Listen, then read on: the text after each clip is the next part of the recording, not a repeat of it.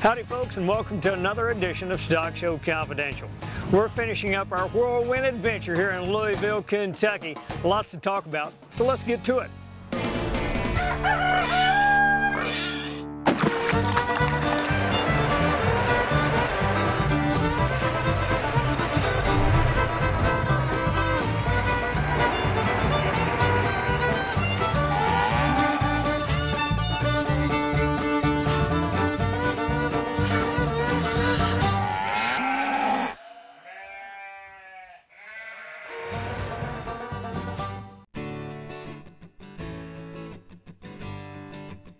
In 2011, there were more livestock entries than ever before in every NAILE division. Entries have hovered in a range of 22,500 in recent years. This year, the NAILE broke former records with an astonishing 24,685 entries. The numbers are an acknowledgement that showing and winning in Louisville is a distinction that can add substantial value to the farm's herd and breeding program.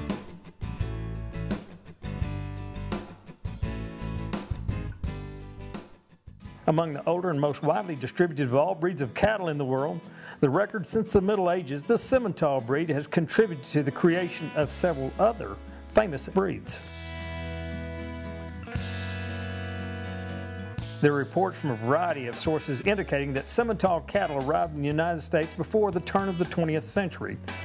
However, those early imports did not capture the attention of American cattlemen, and the Simmental influence died quietly away until the 1960s. The breed made its most recent appearance in the North American when a Canadian named Travers Smith imported the first bull, Parisian, from France in 1967. Semen was introduced into the United States that same year, with the first half-blooded Simmental calf born in February of 1968. The American Simmental Association was also formed in October of the same year. The American Simmental Association registers about 80,000 cattle annually into the Simmental and the Simbra herd books. The association ranks among the top 4 of all U.S. beef breed associations in annual registrations. Now that we've learned a few things about Simmentals, let's go hear from a real expert, Mr. Todd Herman. I'm Todd Herman. I'm from Skiatook, Oklahoma. I'm the operations manager for Star Lake Cattle Ranch, where they raise registered Hereford cattle. Well, the reason we're here at the North American is we brought a couple head to exhibit in the show, and also I was asked to judge the Simmental cattle here at the North American. As a judge, not particularly just in the Simmentals, but when you do judge, I don't think that you can actually say that you can look for one thing. There's a number of things that come into account or that you look for when you're evaluating livestock. And you know, everybody has different priorities, but I guess the thing that I like to see or enjoy looking at are cattle that look good, but cattle that catch your eye when they come in the ring, that cattle have balance, cattle that are phenotypically or designed really good, are things that get them to the top quicker probably than anything. Just the look of them. If you like looking at them, you know, those are the cattle you always go back to and look at. And no different whether you're at a show or at your own place. One of the major keys that will help in showing cattle is having your cattle broke. And there's a lot of different factors that enter into that, but the more that you can practice with them, the more that the cattle get used to being in a ring or being around people like a show ring, the better off that they will be, and the easier that they will show, and the better that they're going to look when you want them to do certain things. And cattle are creatures of habit. So if you continually to do the same things to them when you're practicing, they'll do it again. They're going to be used to doing it. So that, to me, that is a major factor in exhibiting and showing cattle.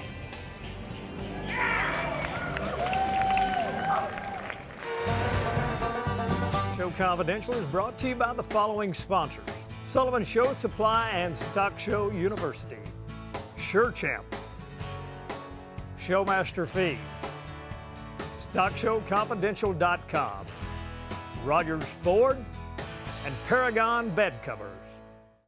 Sullivan Show Supply was established with the vision of producing more than just your ordinary show supply products.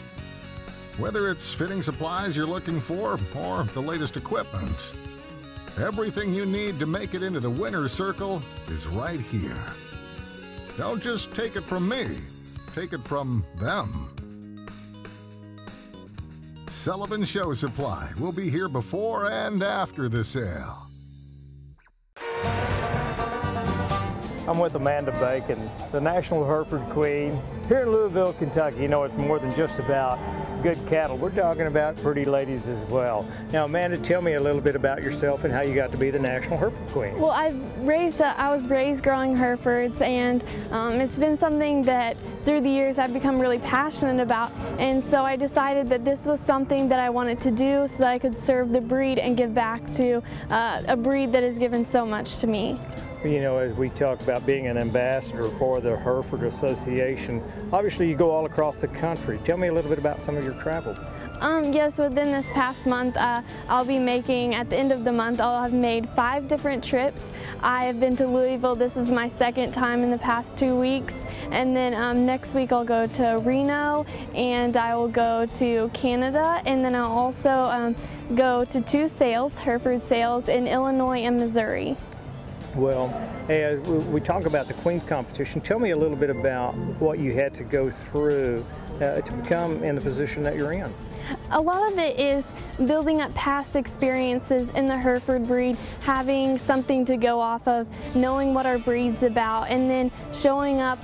The week of American Royal is actually where we hold our competition, and so we have an interview, and there were 6 other candidates this year. We have an interview based off of how active we are and what we want to do in this position, and then based off of that interview and then the judges watching us throughout the week, they choose, at the end of the show, they crown us and they choose our National Hereford Queen. Well, obviously, being the National Hereford Queen takes some of your time, but I know you're probably involved in some other activities as well. Tell me about that. Absolutely. I'm really involved in 4-H and FFA, serving as my club president in 4-H and my chapter president in FFA, and I've competed locally with both of those as well as on a state level and national level, and so those add, of course, extra stress, but those are also opportunities that really help me with this Queen opportunity as well. If somebody wanted to get in contact with you, how would they do that? Specifically with the Hereford Association, you can go to our website for our National Hereford Association, or from there you can go to different state Hereford associations to find someone more local to your area. If someone wanted to contact you about buying a Hereford cow or a Hereford steer, how would they do that? Well, locally, my farm has a website at baconcattleandsheep.com, and they can get on there and look at what we have to offer currently and some of our past career success in the show ring.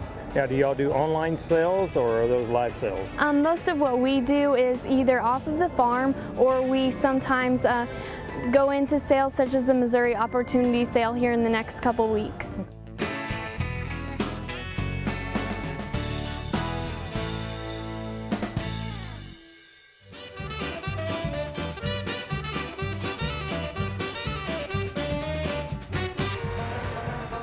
Dr. Berryhill, we ask questions on our Facebook page, people that have vet concerns. Our question this week comes from Dawn Woods, and she's asking, what's the best way to alleviate stress in show cattle?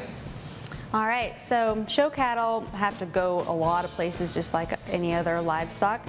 One thing to remember in particular about cattle is they're a little bit bigger than our lambs and our pigs. And because they're higher up in the trailer, they're more susceptible to breathing in excessive amounts of exhaust when traveling and being hauled long distances. So primary thing to consider is ventilation in that trailer. So what happens in our show steers is when they're stressed, their cortisol levels go up. When cortisol goes up, it causes immunity to go down, which then makes them more susceptible to bacterial, fungal, viral diseases, which can mean the end of a show season and the end of a steer. So it's vitally important that we reduce the stress as much as possible to keep our animals healthy and increase their production and hopefully the color of your ribbon at the show. So the best thing to do with these animals is to ensure that they're comfortable with the routine. Anytime our show steers get out of a routine, they're going to get stressed out. I'm Dr. Emily Berryhill with Brock Vet Clinic in Lamesa, Texas. If you have any questions about this show or anything else we can help you with, please visit stockshowconfidential.com.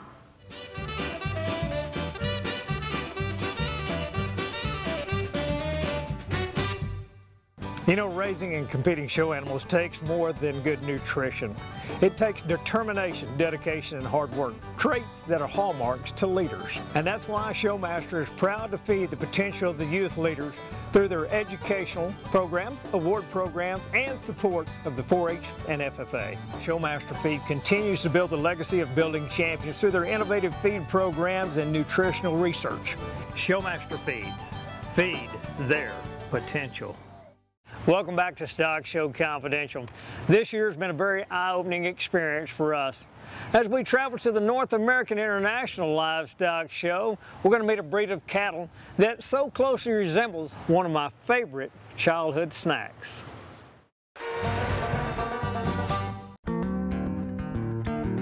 The Belted Galloway is a heritage beef breed of cattle originating from Galloway in southwest Scotland and are primarily raised for their quality of marbled beef, although they are sometimes milked and purchased to adorn the pastures due to their striking appearance. The origin of the white belts is unknown, but generally presumed to come from crossbreeding with the Dutch belted cattle. Currently in the UK, there is a thriving breeding program overseen and guided by the Belted Galloway Cattle Association. Belted Galloways were first imported to the United States by Harry A. Prock of White Marsh, Pennsylvania in the late 1940s. The Belted Galloway Society Incorporated was formed in the United States in early 1950. Belted Galloways, also known as Belties, are currently listed with the American Livestock Breeds Conservancy as a watch breed, which means there are fewer than 2,500 annual registrations in the United States and a global population of less than about 10,000. Belted Galloways can be seen in Farrington Village in Pottsboro, North Carolina, where they are the village's official mascot. Galloway cattle are naturally polled. The most visible characteristics of the Belted Galloway are the long hair coat and a broad white belt that completely encircles their body. Its coarse outer coat helps shed rain, and the soft undercoat provides insulation and waterproofing, enabling the breed to survive happily outside in the winter. Black Belties are the most prominent, but dun and red Belties are also recognized by the Breed Society. Bulls weigh from between 1,700 pounds to about 2,300 pounds, with the average being 1,800. Cows weigh from 1,000 to 1,500 pounds, with the average being about 1,250. Belties are generally of quiet temperament, but still maintain a strong maternal instinct and will protect a calf against perceived threats. Belties are also well suited for rough grazing land and will utilize coarse grasses other breeds would shun. They're able to maintain good condition on less than ideal pasture and produce a high quality beef product on grass alone. The pattern of their skin makes them seem to resemble an Oreo cookie on the outside.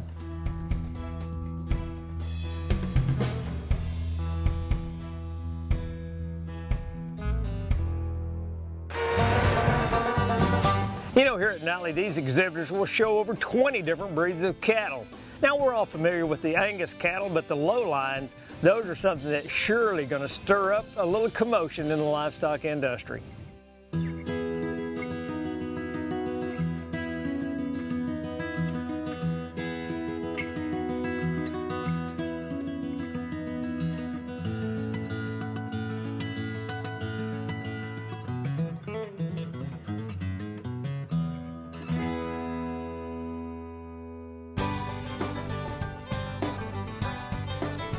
My name is Kay Weber. I grew up in Central Maine on a purebred Hereford and sheep operation. I went to Colorado State University and was a member of the 2000 livestock judging team, also a member of the wool and meats judging team there. Since then, we've established our own business called Agri Exposures, where we're into marketing agribusiness products, anything from maple syrup to beef.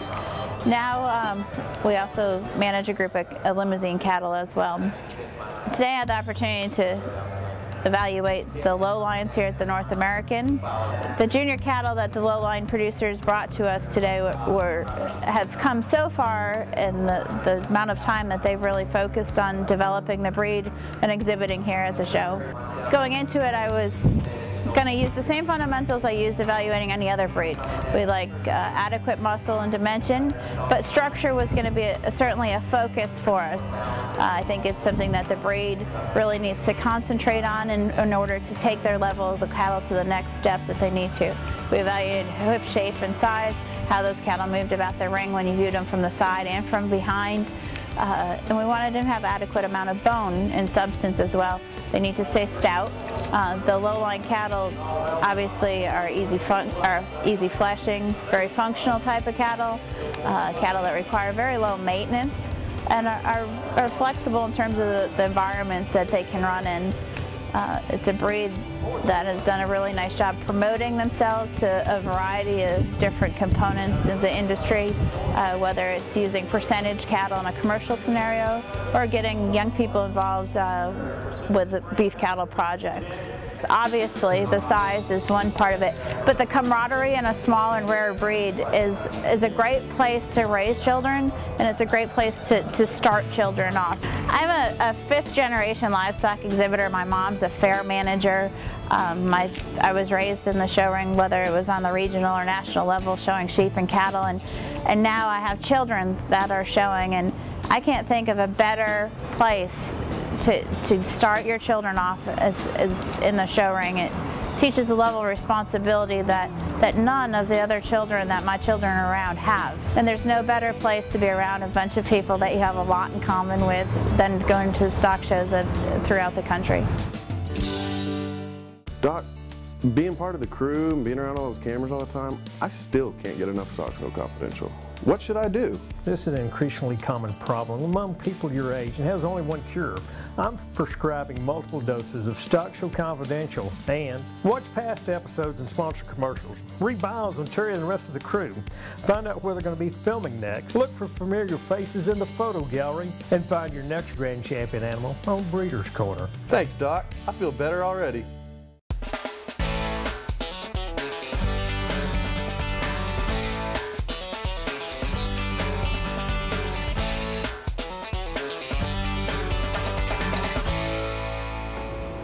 The Kirtley family.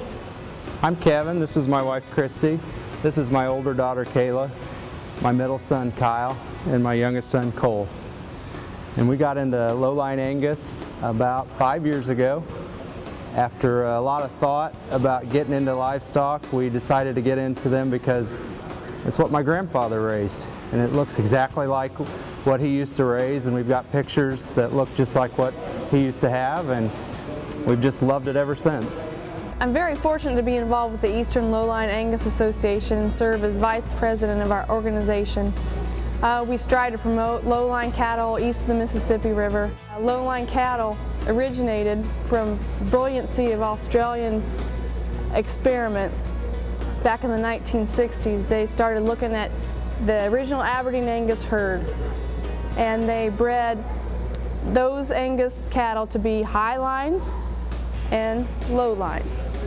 The high lines are what Angus have become today, traditional Angus cattle. The low lines were selectively bred to be smaller framed, more efficient, finish excellent on grass. A whole new registry of cattle was born from this experiment. They were imported into the United States in the early 1990s, and they have just exploded ever since.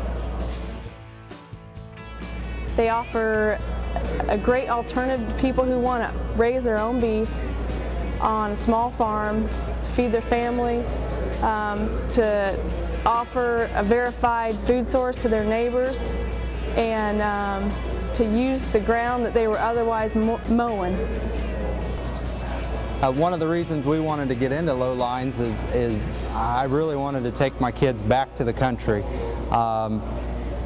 When my wife and I got married, we lived in the city for 10 years, and we wanted to go back to our roots, and so we moved outside of Indianapolis and started our 65-acre farm and bought our first cattle 5 years ago, and it's really grown since then. And the best part for us is every day that our kids are extremely involved in our farm. The kids both do chores morning and night before school. Cole goes with his mom every morning before preschool. he had his first show today, didn't you? And he actually sold his first heifer yesterday, and he got up and he led her around the ring and he brushed on her, and she made a lot of money for Cole, didn't he? Kayla and Kyle have both been showing actually since the first Lowline Angus show here at the North American. This is the 4th year of the show, and they've both shown every year, and this is Cole's first year, so we're really excited. I think for us the best part about this, the cattle and being involved in cattle, is we all tend to be really busy in our everyday lives, and I'm especially busy at work, but it's really nice because my wife runs the farm herself, and I come home and help in the evenings, but the kids and I we're her help during the evening and the weekends and whenever she needs us. I would encourage everyone to get their family together, and even if you don't want to show, come to one of these shows and spend the day. At least with your family, you can show kids, teach them about livestock, about agriculture, and teach them the value of family, and that's what it's helped us do. For more information about Lowlines, go to www.kirtleyfamilyfarms.com. Well, friends, thanks for joining us on another edition of Stock Show Confidential. We hope you've learned something here that, well, you can apply to your projects back home. Now, next week, we're going to take you to Odessa, Texas, to the Sand Hills Hereford Show and Rodeo. You're not going to want to miss it. And until then, here's hoping that we'll see you in the winner's circle. Be sure and check out StockShowConfidential.com. Now, if you have an interesting story, we'd like to hear about it. And also be sure and check out our Breeders' Corner. We have the top goat, pig, lamb, and steer breeders listed there. Check it out.